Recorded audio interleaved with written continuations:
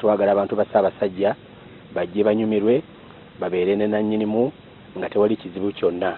So tubategeeza nti ffe ng'abeere ku byokwerinda enteekateeka yonna ewedde.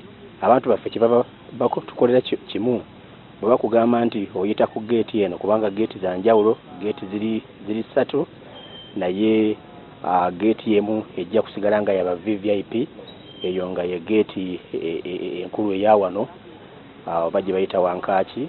Kaakati abalala bonna bajja kukozesa geetisi endala. Twetegese okubakuuma naye nga muddayo kubanga abasinga mujja kuddayo kiro. Enguudo zonna ze mugenda okuyitako tugenda kuzissaako abasirikale baffe bulungi. Twala omukisa guno okulabula baganda baffe abalina pulaani zaabwe zino ez'okujja okutataganya abantu nga bali mu kusanyuka. Bannaye temugeza musigale eyo gye muli, tulabe nti embeera egenda okubeera wano ng'eri mu nteeko. Abasirikale we bali, abali mu byambalo n'abatali mu byambalo.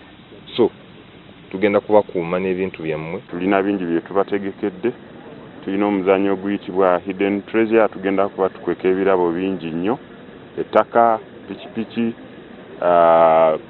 water pumps n'ebirala n'amasimu bwe gatyo, nga tusuubira nti omuntu bw'asanga akapapula akawandiikiddwako ekintu ekyo ajja n'akiwangula.